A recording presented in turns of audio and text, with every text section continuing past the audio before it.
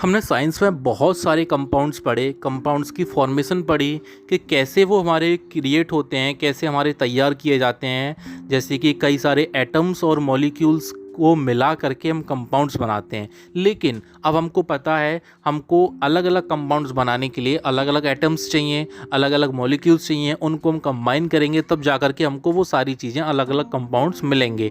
जैसे कि अगर हम वाटर का मॉलिक्यूल देखें तो वहाँ पर हाइड्रोजन अलग है, ऑक्सीजन अलग है, दोनों को कंबाइन किया, H2O बना, वाटर का मॉलिक्यूल बना। सोडियम क्लोराइड जो कि हमारा घर में यूज़ होने वाला नमक है, उसको हमने बनाया सोडियम और क्लोरीन को कंबाइन करके, तो वहाँ पर हमको नमक मिल गया। ठीक है, अब हमारे ऐसे और भी कई सारे कंपाउंड हैं, जैसे कि हमारा कैल्शियम हाइड्रोक्साइड CaOH का होल ट्वाइस। ठीक है, इसमें हमारा कैल्शियम भी यूज़ हो रहा है एलिमेंट, ऑक्सीजन भी यूज़ हो रहा है, हाइड्रोजन भी यूज़ हो रहा है, तो बहुत सारे कंपाउंड हैं। लेकिन इनमें से कुछ हमारे ऐसे कंपाउंड हैं जिनमें बेसिकली अगर हम उनको ब्रेक करते हैं या उनको हम पानी में मिलाते हैं तो उनके पानी में डिज़ोल्व होने के बाद में हमें उनमें हाइड्रोजन पॉजिटिव आयन मिलते हैं, H पॉजिटिव। और कुछ ऐसे कंपाउंड हैं जिनको मिलाने पर पानी में हमें OH नेगेटिव आयन मिलते हैं। ठीक है, हाइड्रो ऑक्साइड नेगेटिव आयन। तो आखिरकार ये ऐसे कौन से कंपाउंड्स हैं और इनको किस कैटेगरी में रखा गया, किन बेसिस पे रखा गया, क्या इसके पीछे पूरा का पूरा रीज़न है, तो आज थोड़ा इसके बारे में समझने की कोशिश करते हैं। So hello everyone, my name is Suraj Singhania, the founder of SRG group and welcome to our science channel SRG science hub. तो बात करते हैं सबसे पहले व्हाट इज एसिड के बारे में। हम इस टॉपिक पर आज हम केवल एसिड और बेस को समझेंगे कि एसिड क्या है और बेस क्या है, कौन सी चीज़ें हमारी एसिड हैं, कौन सी चीज़ें हमारी बेस हैं। तो देखिए, acid are the substance that donate a proton. ठीक है, और प्रोटोन की बात करी जाए तो कौन से एलिमेंट का इसमें मेन यूज है, वो है H पॉजिटिव और एक्सेप्ट एन इलेक्ट्रॉन। तो ये जो हमारी जितनी भी सब्सटेंस हैं ऐसे जिनके अंदर हमें हाइड्रोजन पॉजिटिव आयन मिलेगा किसी भी सॉल्यूशन में उसको मिलाने पर, तो वो हमारे सारे के सारे क्या कहलाएंगे, वो हमारे कहलाएंगे एसिडिक सब्सटेंस, एसिडिक कंपाउंड, जिनके अंदर हमको H पॉजिटिव आयन मिल रहा है। हम ये तो जानते हैं पहले से ही कि जितने भी कंपाउंड हैं वो सारे के सारे किसी न किसी एटम और मॉलिक्यूल्स को मिलाकर बने हैं। तो हमारे जितने भी ऐसे कंपाउंड हैं उनको अगर हम ब्रेक करते हैं, उनको डिसॉल्व करते हैं, तो उसको डिसॉल्व होने के बाद में अगर हमें उस कंपाउंड में से H पॉजिटिव आयन मिलता है तो वो हमारा एसिडिक कंपाउंड, एसिडिक सब्सटेंस कहलाएगा।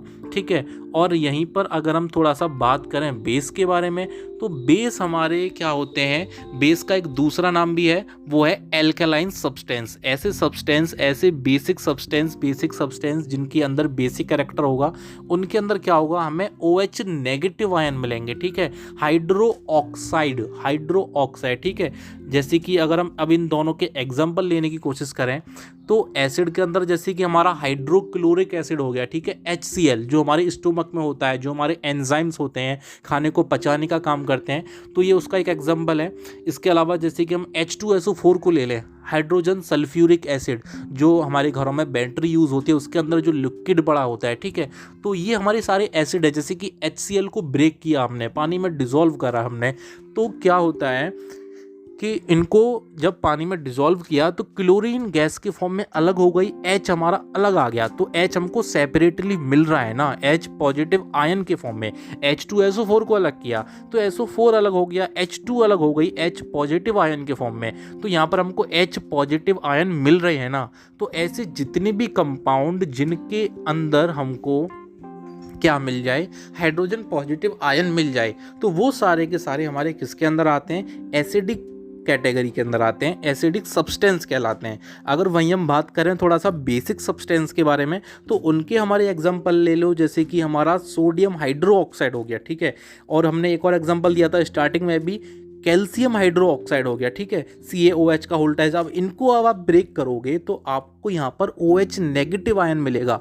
कैल्शियम हाइड्रोक्साइड को आप तोड़ते हो, ब्रेक करते हो, डिसॉल्व करते हो वाटर में, तब आप इसको ब्रेक करते हो, कोशिश करते हो इनको डिसॉल्यूशन करके। हमने चैप्टर फर्स्ट में पढ़ा था डिकम्पोजिशन रिएक्शन। ठीक है, तो यहाँ पर आप इनको डिकम्पोज करोगे NaOH को, तो सोडियम अलग हो जाएगा और जो हमारा OH है, OH नेगेटिव हाइड्रोक्साइड आयन, ठीक है, नेगेटिव आयन, वो आपको अलग मिल जाएगा। और कैल्शियम हाइड्रोक्साइड की कब बात करें तो वहाँ पर भी हमारा कैल्शियम अलग हो जाएगा और OH नेगेटिव आयन अलग हो जाएगा। तो ऐसे हमारे जितने भी सब्सटेंसेस हैं जिनके अंदर हमको OH नेगेटिव आयन मिल रहा है, OH नेगेटिव आयन, तो वो हमारे सारे के सारे क्या कहलाएंगे, वो हमारे बेसिक कैरेक्टर के सब्सटेंस कहलाएंगे, बेस सब्सटेंस कहलाएंगे, और हमारा उनका दूसरा नाम एल्कालाइन भी कहलाएंगे। ठीक है, अब थोड़ा सा आपको एक इंपॉर्टेंट इसमें टॉपिक है जो मैंने वर्ड यूज़ किया एल्कालाइन, इसके बारे में बता देता हूँ कि हम पहले पढ़कर आ रहे हैं हमारे बहुत सारे एलिमेंट्स हैं, बहुत सारे एटम्स हैं। तो ऐसे एलिमेंट्स, ऐसे एटम्स जिनकी वैलेंसी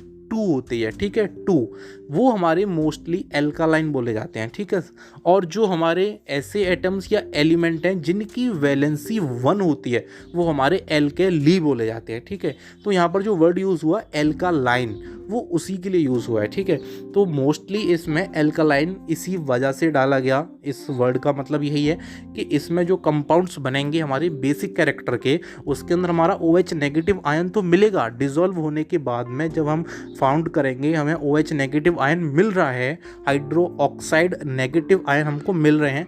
तो ये जिन कंपाउंड्स के थ्रू हमको मिलेंगे, हमारे जो भी बेसिक कंपाउंड होंगे, जैसे कि हमारा सोडियम हाइड्रोक्साइड, जैसे कि हमारा कैल्शियम हाइड्रोक्साइड। ठीक है, अब यहाँ पर कैल्शियम मिल रहा है, कैल्शियम को हमने मिलाया हाइड्रो ऑक्साइड के साथ, तब हमारा कंपाउंड बना कैल्शियम हाइड्रोक्साइड। ठीक है, कैल्शियम को हमने कंबाइन करा, तो यहाँ पर जो कैल्शियम है उसका एटॉमिक नंबर 20 होता है। जब हम उसकी वैलेंसी निकालेंगे तो वैलेंसी उसकी 2 निकल कर आएगी।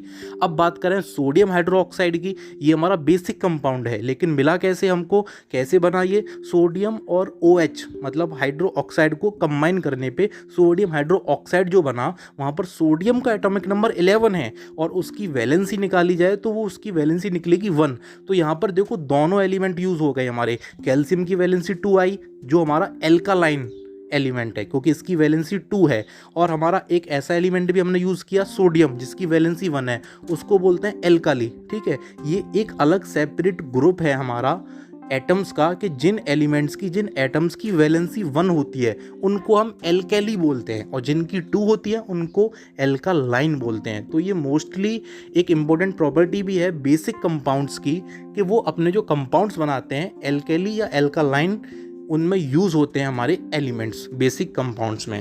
तो इनको अगर हम देखें तो इनकी क्या हमारी प्रॉपर्टी मेन हो गई पहचानने की कि ऐसे हमारे जितने भी कंपाउंड हैं जिनके अंदर हमको क्या मिलेगा, हाइड्रोजन पॉजिटिव आयन, वो हमारा एसिड बोला जाएगा, और जिनके अंदर मिलेगा हमको OH नेगेटिव आयन, वो हमको क्या बता रहा है कि वो हमारा बेसिक सब्सटेंस है, वो हमारा बेसिक कंपाउंड है। अच्छा, इसकी एक और मोस्ट प्रॉपर्टी इंपॉर्टेंट बताएं आपको तो वो ये है कि ये हमारे जनरली किस स्टेट में होते हैं, लिक्विड स्टेट में होते हैं। एसिड भी और बेस भी, ये दोनों ही हमारे मोस्टली केसेस में, बहुत रेयर कंडीशन होगी जब ये सॉलिड फॉर्म में मिले या गैस फॉर्म में मिले, वो किसी भी रिएक्शन के दौरान इनमें से गैस रिलीजेस होती हैं। और बेसिक में भी दोनों ही हमारे एसिड हों या बेस हों, दोनों ही कंपाउंड्स हमारे, दोनों ही हमारे सब्सटेंसेज एसिड और बेस जनरली ज़्यादातर मोस्टली हमें लिक्विड स्टेट ऑफ मैटर में ही पाए जाते हैं। ठीक है, सो थैंक